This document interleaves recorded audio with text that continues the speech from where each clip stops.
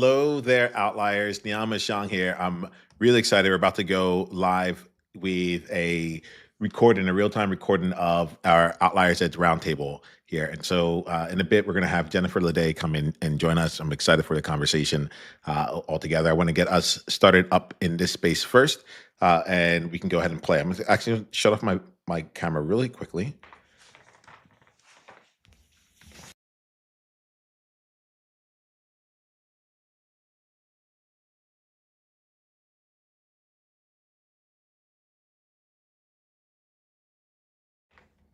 All right. I felt it was time for a costume change now, but I just wanted to be a little bit more comfortable. And so she's gonna be coming on live in just a bit. The part of why I wanted to come on now is one, I wanted to make sure that you all know that we're about to be doing a live taping of this right now. And the other part of it is the real vision going forward is to be in conversation pretty much all day to have to figure out how to there's multiple steps in the process. It's step one is filling up the calendar, and then after I fill up the calendar, I have to learn, okay, what kind of breaks do I need in the day?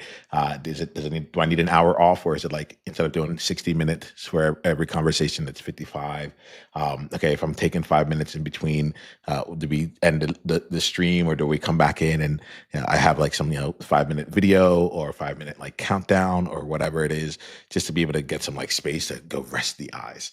And so I want to be playing in that space here. You all know that I'm in the space of 10,000 minutes by December 31st, the 10K live by December 31st. And so we're at 535 minutes right now, 537 at this moment. And so we're making our way to it. I have about 3 weeks before I go on, before I shut down for the rest of the year. So we're running toward that number. We're running toward it.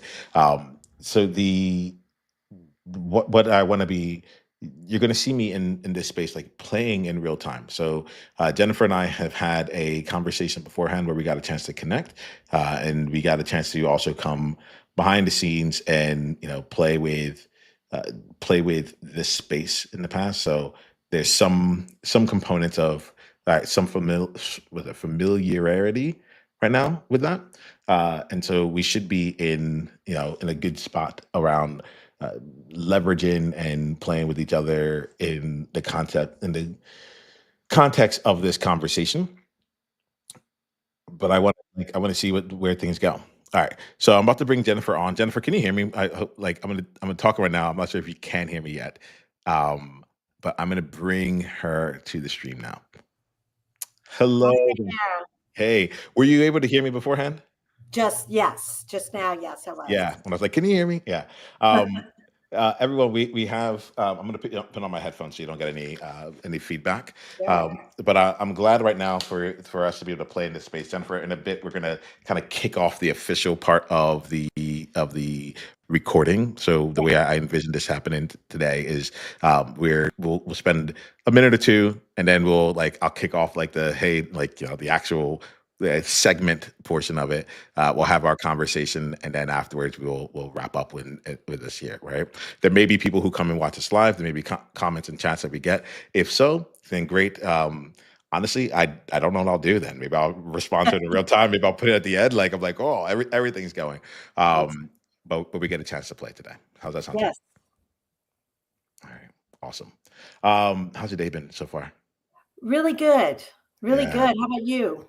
Yeah, it's been quite incredible actually. Like I've just been seeing things evolve.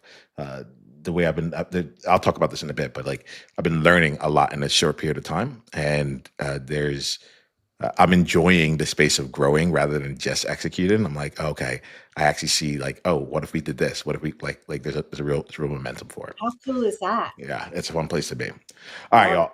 So why don't we do this here? Let's go ahead and get started. So as I said before, Jennifer and I got a chance to connect beforehand. So sometimes we'll go and do some pre like connection and bring everyone in here. But I think Jennifer, we can just go for it right now. How's that feel for you?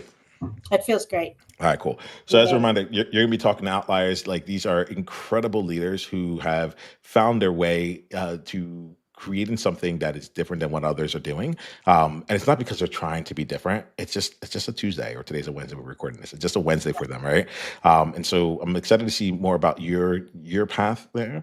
But I also want to make sure I have a way that I'm treating things where it's no longer just like outliers edge and we're kind of just looking at the edge. It's like we're Mhm. outliers on the edge. So I'll be curious to see how you're moving on your edge and so on from there. You good with Yeah, that? I'm good. All right, cool. So let's go ahead and play. I'll hit record right now. I'll start it off with me as the focus, and then we'll bring you in all together. All right.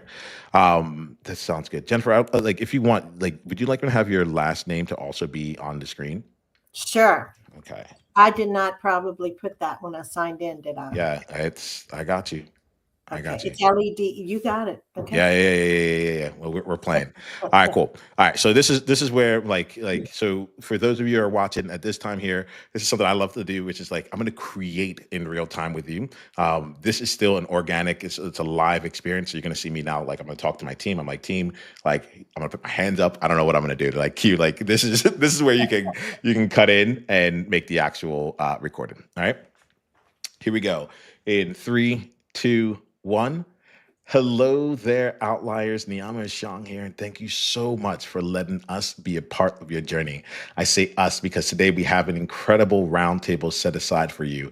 I am joined today by Jennifer Ledet. And Jennifer, I am so pleased to be in space with you, to be in conversation with you.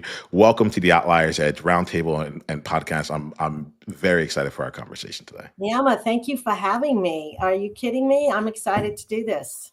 Yeah, it feels good. Like so in a bit, I want to have Outliers get to know you. I want to share a little bit about who you've been for me up until this point. Are you good with that?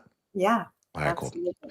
So Outliers, Jennifer and I we're still getting to know each other. But one of the things that I get about Jennifer is that like she's someone who is always game to play and continues to find ways to grow herself outside of like the normal means. Like we came in and we were going to have ourselves a conversation on Zoom and such. And I said, hey, do you mind if we take this over to live? And like she just game for it. And I could see how that continues to lead to different opportunities, leading into things where you may not know like where the next step is, but walking through confidently and trusting yourself. So I feel you as someone who trusts yourself and creates from there. So Jennifer, that's who you've been to me so far. I'm excited to get to know you even further.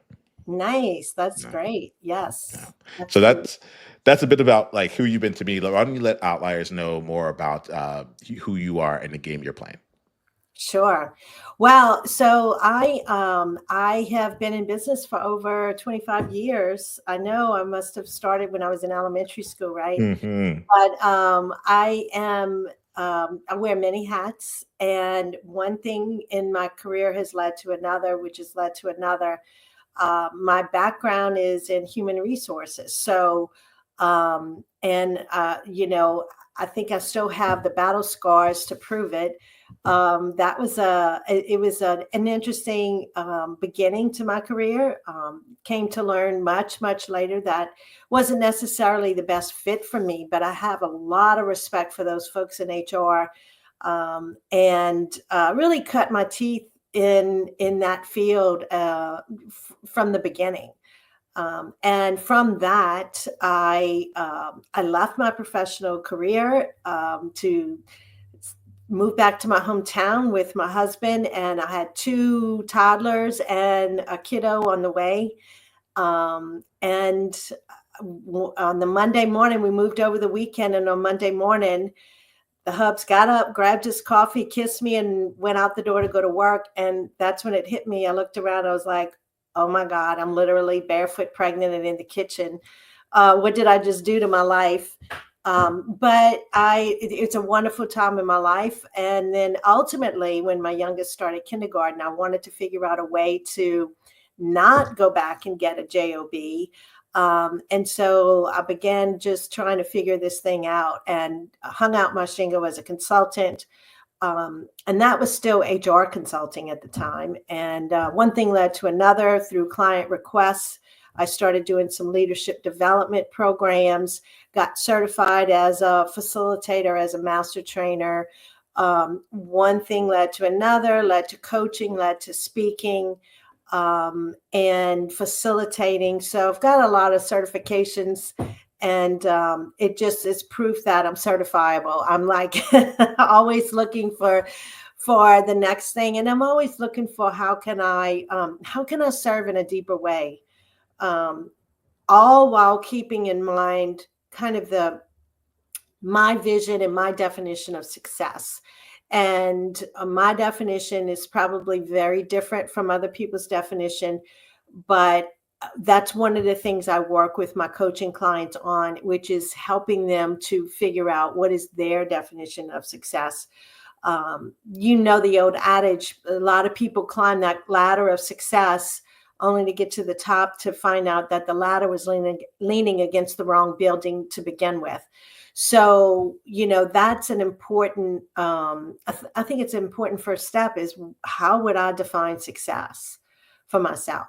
And so that's kind of where I am now. And I'm open and exploring other opportunities as we speak. Well, I love this here. I like. Thanks for bringing this in. There's something when we talked about like when your husband left and he closed the door behind you and like you had like that moment. There was a visceral moment for me in Outliers. I want you to think about it for you. Like, when was that moment that you realized like, oh, this is what I signed up for? And for me, like it took me back to my wedding day, and I just put on my ring, and my younger brother came by and he gave me a beer in a glass bottle, and so I grabbed the beer, and like, when I did, I just heard clink, and I heard yeah, and I was like, what? What? Oh, What was this is that what I just sound? did. Yeah, this is gonna keep happening. This is where we are. Yes. You know, I Yes. I want to play with that here because you talked about like your definitions of success. I'd love to hear more about that specifically. But there is something in that moment of like, oh, this is what I signed up for. That's how I'm choosing to describe it right now. But there's something in that moment that I think that I'd love to like dial in on right here, which is like I'm finding myself like we're here right now on this live stream. This all started out because 2 weeks ago I had a whim to play a game of having 10,000 minutes of recorded before the end of the year, right? And I didn't know what I was signing up for. I knew I needed to do something big, but I didn't know what I was signing up for. So I'm curious if you can like speak to from your own experience right now, from some of the things that you're doing right now, different like a project that you've taken on recently, a decision that you made in your business, like a vision or that you had where like the door closed, and you're like, oh, hold on, this is what I'm doing. Okay, let's go for it. Can you tell us about a project you took on Yeah, recently there have around that? been so many of those moments. I call them the divine tap on the shoulder. Mm, For me, that's what it seems like because it's not several times in my career, in my business, it these things weren't even on my radar. So back in late 2019, I got one of those divine taps. Now, at that time, I had been working for quite a while with working with organizations, creating leadership development programs, working with their managers, supervisors, C-suite leaders. I was also working with C-suite leadership teams, helping them to all row in the same direction. This was not training or anything like that. This was like roll up your sleeves and let's have those crunchy conversations. And it's about building trust and creating the kind of cohesive team that can really take it to the next level. I still do that, but never had it been on my radar to specifically work with women leaders. And I got that little tap on the shoulder, and I'm like, what are you kidding me? No. And I had never considered that before. And finally, I've been around long enough to know that little tap on the shoulder, if I don't pay attention, becomes a elbow to the ribs, which is going to become a 2x4 between the eyes if I don't really take action.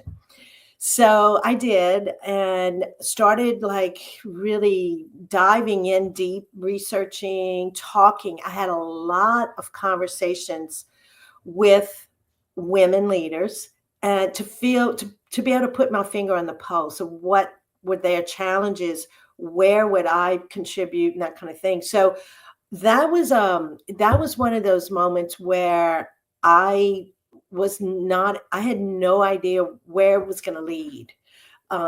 Ultimately it did. lead to, I created a women's leadership roundtable, which the intention and the vision was that it was going to be an in-person retreat to kick it off. And then after that, we're going to have 6 months of virtual meetings. Want to guess when that in-person retreat was to happen? Sometime during 2020. Oh, absolutely. April of 2020. So I was like, okay, you wanted me to do this. You're going to have to help me out here. So what I did was I had the people who were already on board, who had registered to be in this group. I said, okay, let's hear it. What do you want to do? And they all said, we need this now more than ever. So we started with the virtual meetings, and we went for 6 months, and it was beautiful and wonderful. And it was a 6-month program, and they all renewed at the end of that. But we were able to have our retreat in the fall of 2020. We went to a retreat center where, all the precautions were taken and that kind of thing. And it was a beautiful thing, but I was literally flying by the seat of my pants. I had no idea where this would end up. And I don't know. I think that's kind of fun. I think it's fun slash scary as hell not to know where it's going to go, I'm finding that now. Yeah, I'm finding that element of I had someone who called it scare sighted. It wasn't like the biggest, like it wasn't like the it just I'm totally you know when you hear it. Yes, you know when you hear it. It's exactly like, oh yeah, I'm totally scare sighted about this. Like let's go in. I love Um, that. and so what part of what I'm hearing is like you came into this with vision. Like actually no, you were living your life. And then you got the tap on the shoulder that's like, hey, by the way, like Yeah. there's some women out here that can really use what you're offering. And Yes. I, Yeah, yeah, I think that's kind of been a guiding, it's been a guiding factor for me, just responding to those little taps. I don't get any kind of um, visual signs. I've asked for like a billboard with my first and last name and blinking lights on the corner of my street telling me exactly step 1, step 2 what to do. I ain't got it yet, but it's just one of those kind of inklings or breadcrumbs that I feel like I need to follow, or a thread I need to pull. yeah, so I just say this. What's coming to me is like there are two elements of it, right? One was like the thread to pull, and then the other side of it was like the you didn't like the way that you did it. You jumped into it in a certain way, and so I just wanted to just like play this out here. So for any of you outliers that are out there, that are like, I'm not getting the tap, or like I haven't gotten I'm not getting the intuition. What I Yeah. heard from you is that like you got the tap, but then you didn't just like immediately go and say, great, here it is, like here it is, world. I have this program that's out there. No. You had a research phase, right? Tell me about that. Like, I think that there's two components of this research phase that I want to like explore with you real quick here, right? And you're gonna say this is my style. I like to like just unpack. I'm like, but Yeah. how? Like how? Like you like there's a system that you have. There's something that I think you do, and I'm really curious to understand. Like all right, like what's Jennifer's like path to do things? What's coming to me is I want to explore this from probably two areas. The part that I think is most like beneficial is like the thought process. Like, do you oftentimes go into a research stage like when you get the tap, or like do you often? And when I say research, that may not be how you think of it. Like, do you often talk to other people and like see like what's happening? That's one side of it, and then the other side, and I think this is probably a little bit more easy. It's a little more tactical, but it gets into like, all right, so what did you do when you actually had the conversations, like about how many people did you talk to, so on and so forth. But I think I'm curious about like the outlier side of this that says like, okay, like Jennifer gets a tap and then she takes action, and that action doesn't have to be in your face, but it's definitely aligned. So can you speak to that a little bit? Sure. Yeah. And I have to be really careful about this research phase, because Yeah. I can hide in that research Mhm. phase for a long, long, long time. Oh, it's nice in that research phase, isn't Yes, it is. it? But that is not why I got the nudge. It wasn't to just go learn. And I'm a consummate learner. I am an avid learner. I'm an avid reader. So I love me doing me some research. But that is not where I need to, I don't need to just camp out there. So yes, I got the books, I did some research, that kind of thing. And the real putting the pedal to the metal was having these conversations, because for me at least, it's never been a case of if you build it, they will come. Okay. So just me having it in my head, I'm going to create this program, and it's going to be so awesome. It's not like, what's it, Field of Dreams? If you build it, they will come. Baby, that ain't true for me. I have to go and talk to people and say, would this be something that would fulfill a need for you? So what I did was I had a lot of virtual and in-person coffees, lunches, happy hours with people, and just said, hey, will you help me out? I want to hear, what are some of your biggest challenges? And a lot of that, all of that ended up in my book. The book was like not even a thought at that point, but everything, in my opinion, it kind of happens for a reason. And so all of that research went into the book, because I heard a lot of similar stories from women. I heard a lot of disillusionment, or just people being unfulfilled. And I only knew what I had experienced. And I have no idea why I had the insight to build my business to wrap around and support and fund the lifestyle that I wanted to live. But I did. And well, I shouldn't say I don't know, because I had some early examples of what not to do. Okay. So I had bosses that I was like, God, it must suck to be her. Like I just knew that was not how I wanted to live my life. I'm the youngest of 7 kids. So I had older siblings, lots and lots of older cousins to look at, and there's nothing wrong with the way they live their lives. It just wasn't for me. And so using kind of that template, helping people to figure out, and for years, I wrote about this in the book too, for years, it was like, okay, I know what I don't want to do. Another thing I don't want to do, but it wasn't leading me. I hadn't gotten to where I knew what I did want to do. And it was a process of elimination, honestly, and going where I felt lit up. And then this research that we're talking about, those conversations were hugely valuable. And it allowed me to craft something that was going to scratch an itch for people that they would also pay for. Because let's be honest, it's not, either you decide you're running a charity here, or you're running a business. And so it needed to be something that not only did they want and need, but that they were willing to pay for, that it fulfilled a need, addressed a need that they had, and that they were willing to pay for. So it was an interesting process, a fun process.